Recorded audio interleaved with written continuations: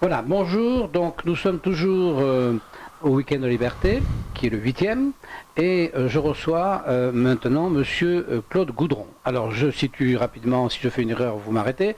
Donc Monsieur Claude Goudron est un monsieur qui habite dans l'Est, à Belfort, qui est un industriel, qui a travaillé de nombreuses années, qui a monté sa propre entreprise, qui fabriquait des échafaudages en aluminium, qui a eu jusqu'à 33 compagnons, donc c'est quand même déjà quelque chose de conséquent, qui aujourd'hui est à la retraite et qui a eu à souffrir énormément d'URSSAF. Alors on va commencer par la chose, si vous voulez, qui est tellement invraisemblable qu'on va commencer par là et on développera après un peu plus. Donc vous avez, parce que vous êtes visiblement, mais ça se voit quand on parle avec vous, vous êtes un homme gentil, voilà. Donc vous avez eu des salariés qui ont eu des petits problèmes dans la vie et vous les avez aidés. Vous leur avez donné un petit peu d'argent. Tout au long de ma carrière, je l'ai fait. Et ils vous ont rendu cet argent et le fisc et l'URSSAF est venu vous prendre des cotisations sur cet argent que vous leur aviez prêté. Alors, c'est-à-dire, plus exactement, donc la personne donc, que j'ai aidée, parmi d'autres, mais celle-là particulièrement, donc, qui a fait l'objet de ce redressement, lui était marié avec 2 enfants en bas âge, et là il y avait extrêmement urgence, puisque le lendemain, il était viré de son appartement, il se retrouvait à la rue, avec 2 enfants en bas âge, au mois de novembre, je ne sais pas si vous voyez ce que ça donne. Donc moi, j'ai pas, disons, pas réfléchi, j'ai dit, écoute, tiens, voilà un chèque, parce qu'il ne voulait pas m'en parler, il m'a dit, je ne vais pas vous embêter avec mes problèmes. J'ai dit, voilà un chèque 3 000 francs, tu vas vite payer, comment des trucs, et quand tu viens, on va voir comment tu rembourses. Donc tout a été fait légalement, c'est dans la comptabilité, c'est d'ailleurs pour ça que l'URSSAF, comment on l'a vu. J'ai fait un chèque de 3 000 €, j'ai dit combien tu peux rembourser, j'ai dit, tu me dis pas, tu me dis ce que tu veux donner, il me dit bon, 100 francs, 100 € ça va. Donc 100 € par mois, ça a duré 30 mois, j'ai été payé. Donc tout s'est passé, le problème n'existait plus.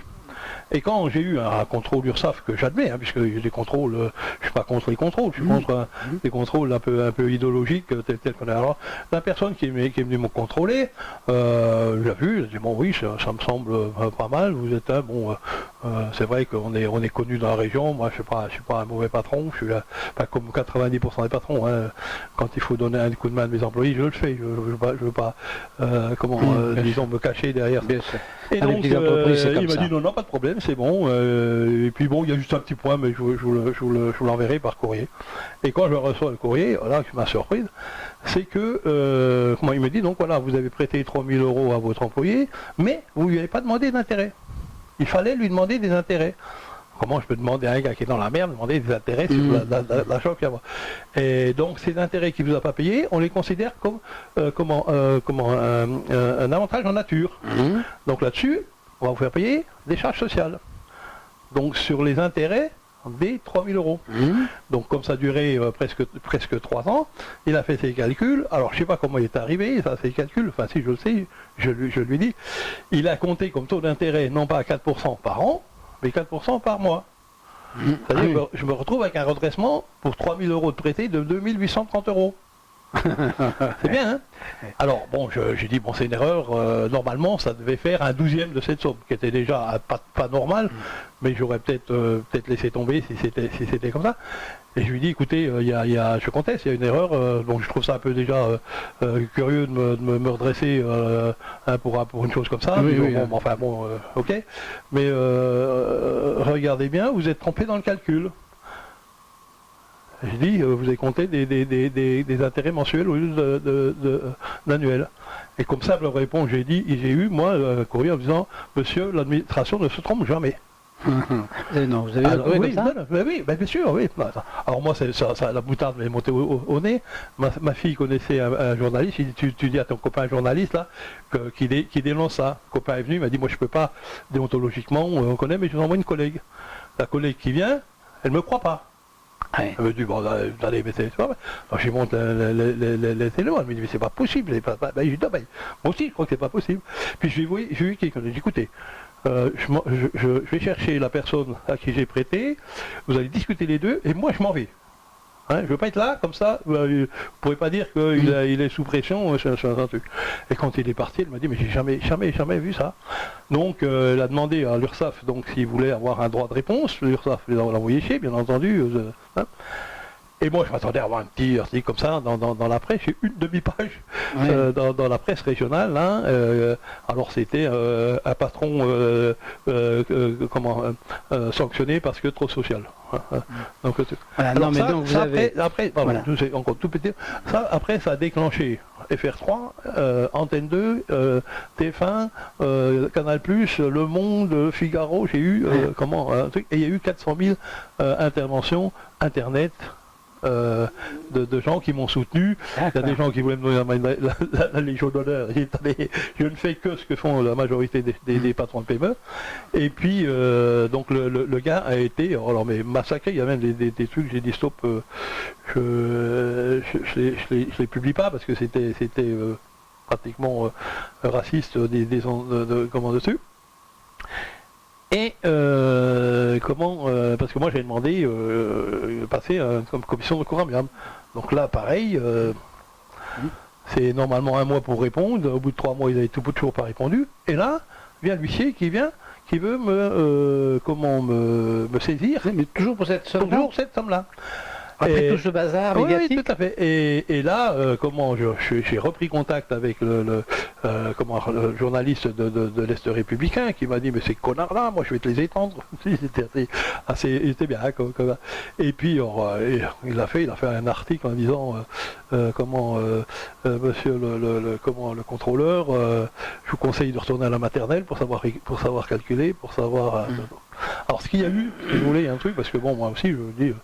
la hiérarchie, alors le directeur de l'URSSAF de Belfort, je l'ai appris après, comment se faisait traiter pour un cancer. Donc j'ai dit, je l'ai rencontré, il m'a même payé à manger, et puis il m'a dit, je suis vraiment désolé, il me dit, moi j'ai fait confiance à mes gars, ils m'ont dit non, le dossier est solide, on peut y aller, mais c'est vrai, quand il y avait ça, parce qu'il m'a présenté ses excuses, j'ai dit non, je les veux par écrit. Et je pense avoir été un seul d'avoir des excuses de la sécurité, du directeur de la sécurité sociale. Il n'y a pas beaucoup de donc votre affaire est tout à fait exemplaire de cet outil l'URSSAF qui ne fonctionne pas. Déjà, premièrement, parce que le rapport entre les prestations et le prix que nous payons est complètement délirant.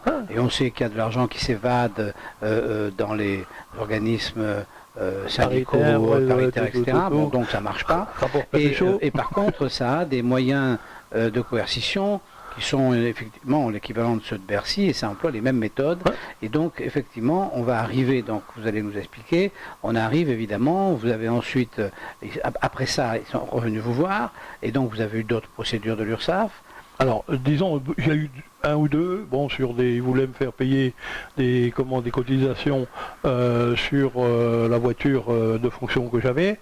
J'aurais dit, écoutez, non, c'est une voiture de fonction, même si vous l'utilisez bien pour vous-même. Donc après, vous avez été en procès, mais vous êtes en procès pour cette première affaire ? Non, là, il n'y a pas eu de procès. Ah non. C'est, ça vient, je ne sais pas si c'est Xavier Bertrand directement ou dans son cabinet qui a envoyé un coup de téléphone au directeur en disant, vous stoppez tout ça immédiatement, vous faites ce CRA immédiatement, et je veux que lundi, le lendemain, la décision soit prise.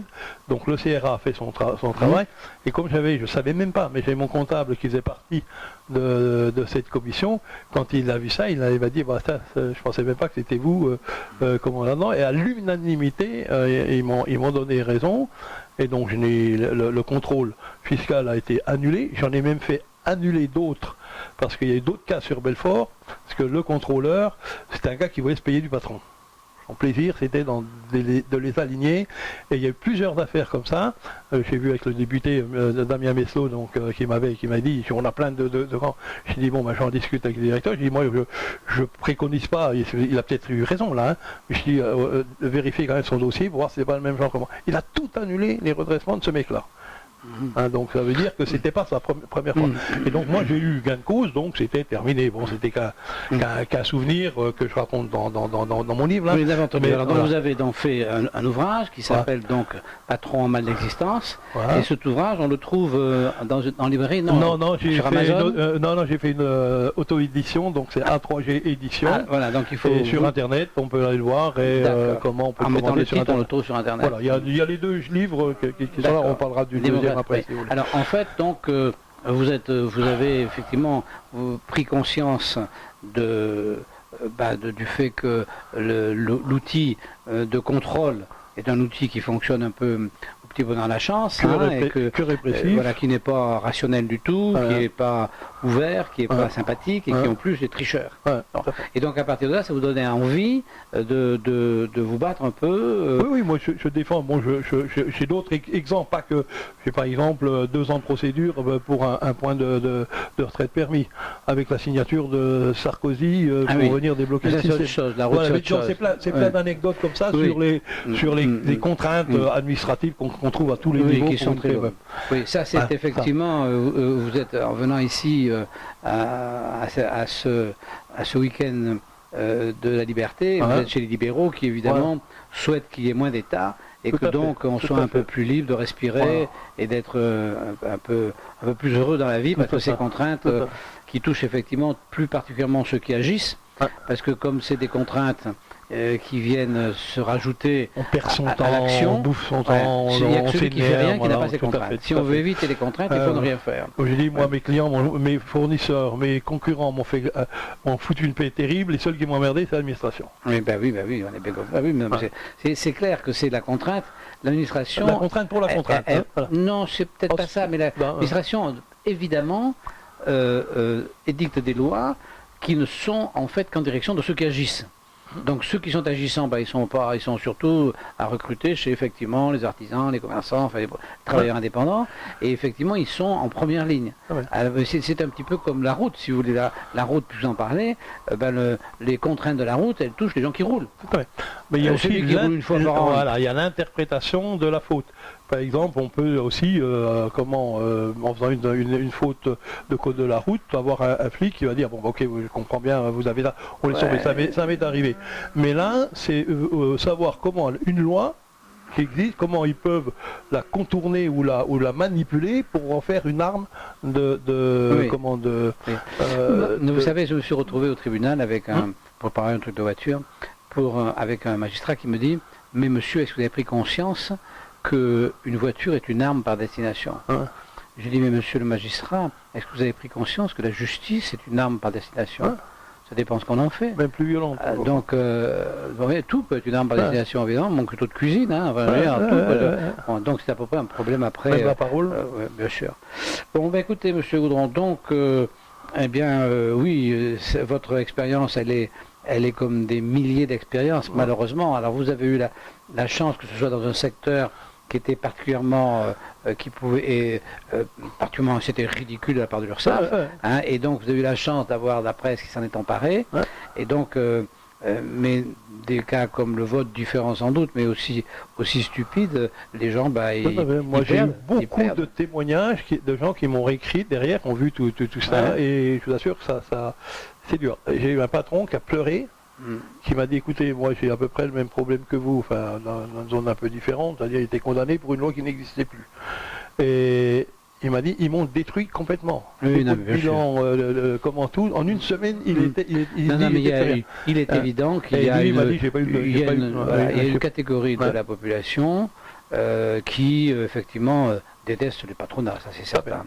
Et que donc il y a effectivement, et quand ils ont le pouvoir, effectivement, c'est sûr, ça se passe pas très bien. Bien, monsieur Goudron, on vous remercie infiniment. Donc, votre témoignage était très important. Eh bien, comme ce week-end commence, j'espère que vous allez apprendre plein de choses et que ça va être très intéressant. Déjà pas mal. Voilà. Bon, à bientôt. Merci d'être venu.